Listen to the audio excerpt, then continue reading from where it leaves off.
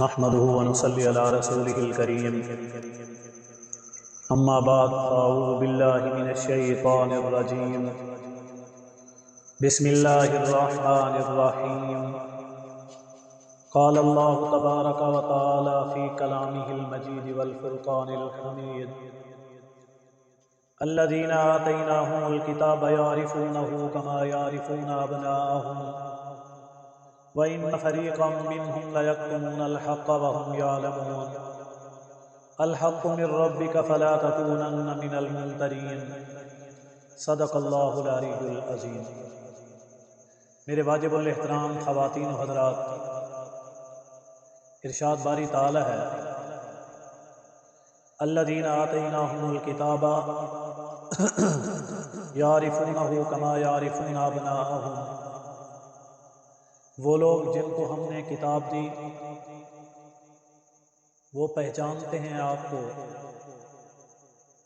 جیسا کہ وہ پہچانتے ہیں اپنی اولاد کو۔ اب اس میں اللہ رب العالمین یہ فرما رہے ہیں کہ وہ امتیں جنہیں ہم نے کتاب دی، جیسا کہ یہود کو اللہ تعالیٰ نے تورات عطا کی، اس تورات کے اندر آپ علیہ الصلوۃ والسلام کی نشانیاں مختلف انداز سے بے شمار بیان فرمائی گئی۔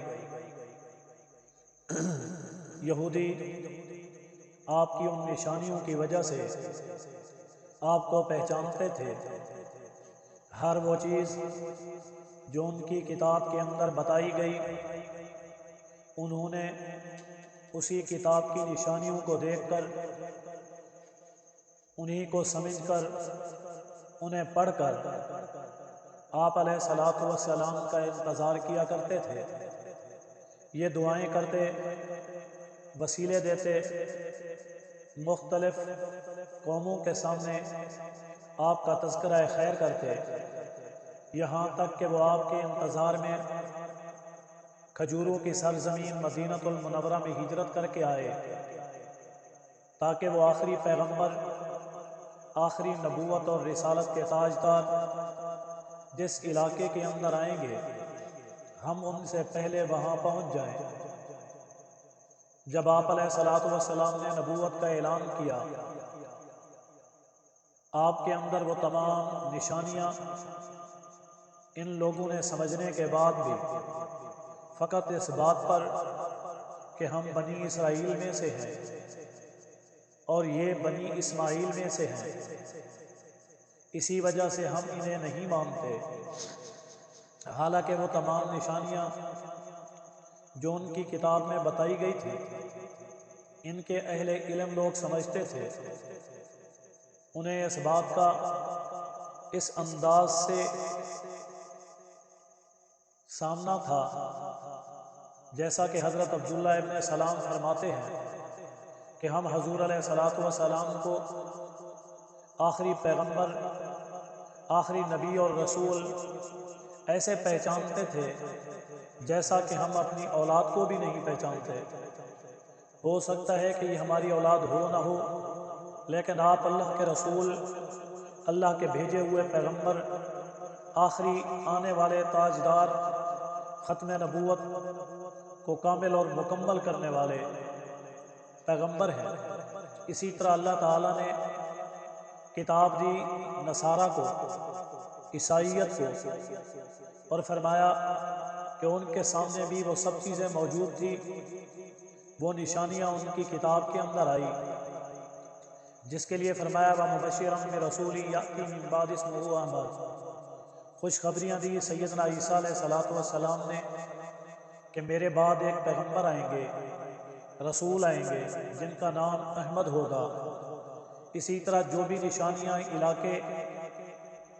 اور مختلف حال احوال جو پیش آنے تھے وہ سب چیزیں ان کی کتاب انجیل کے اندر موجود تھی، اور وہ لوگ جانتے بھی تھے،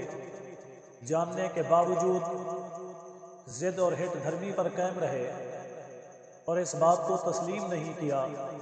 اسی طرح زبور کے ماننے والے بھی آپ کی تمام نشانیوں سے واقف تھے اور اس انداز سے واقف تھے جیسا کہ وہ اپنی اولادوں سے واقف تھے۔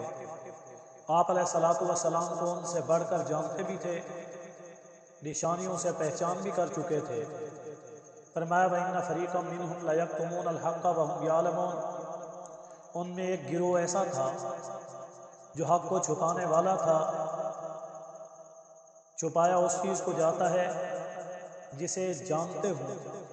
تو اس لیے اللہ تعالیٰ فرما رہے ان میں جو ان کے علماء تھے، جو ان کے پیشوا رہبر اور رہنما تھے، جو ان کی کتاب کو جاننے والے، ان کے علوم کو سمجھنے والے، جتنی بھی لوگ تھے، جہاں کہیں بھی تھے، وہ جاننے کے باوجود اس حقانیت کو، اس حق اور سچائی کو چھپا رہے تھے۔ جیسا کہ گزر چکا ہے کہ ان کی کتاب کے اندر یہ موجود تھا کہ آخری پیغمبر بیت المقدس اور بیت اللہ دونوں کو قبلہ بنائیں گے، یعنی ذوالقبلتین، دو قبلوں والے ہوں گے۔ آپ علیہ الصلوۃ والسلام کو اللہ تعالیٰ نے دونوں قبلوں کی طرف رخ کر کے عبادت کرنے کا بھی حکم دیا، پھر ایک بیت المقدس کی طرف، پھر بیت اللہ کی طرف، یعنی اللہ تعالیٰ کی یہ نشانی جو پہلی کتابوں میں آئی وہ حقیقت بن کر سامنے آئی، تو اس لیے اللہ تعالیٰ فرما رہے ہیں کہ وہ یہ جانتے تھے لیکن اس بات کو چھپا رہے تھے۔ فرمایا الحق من ربک، حق وہ ہے جو آپ کے رب کی طرف سے ہو، جو اللہ تعالیٰ کی جانب سے ہے، جسے اللہ تعالیٰ نے بتایا ہے۔ فلا تکونن من الممترین، بس نہ ہو جائیں آپ بھی اس میں شک کرنے والے، جو اللہ تعالیٰ کی طرف سے حق ودیت کیا گیا، چاہے وہ کتاب اللہ کے اندر یا پچھلی جتنی کتاب اور صحائف تھے، ان تمام کتب اور صحائف میں جو کچھ بھی آیا وہ حق تھا، اور اس حق کو چھپانے والے یہ لوگ تھے۔ فرمایا اگر انہوں نے اسے چھپایا ہے، آج وہ ضد کر رہے ہیں، آج وہ عناد اور مخالفت کے اندر، عداوت اور دشمنی کے اندر، وہ اس بات کی حقیقت کو جاننے کے باوجود اس کا اظہار نہیں کر رہے تھے، تو آپ اس بات کے اندر شک نہ کریں۔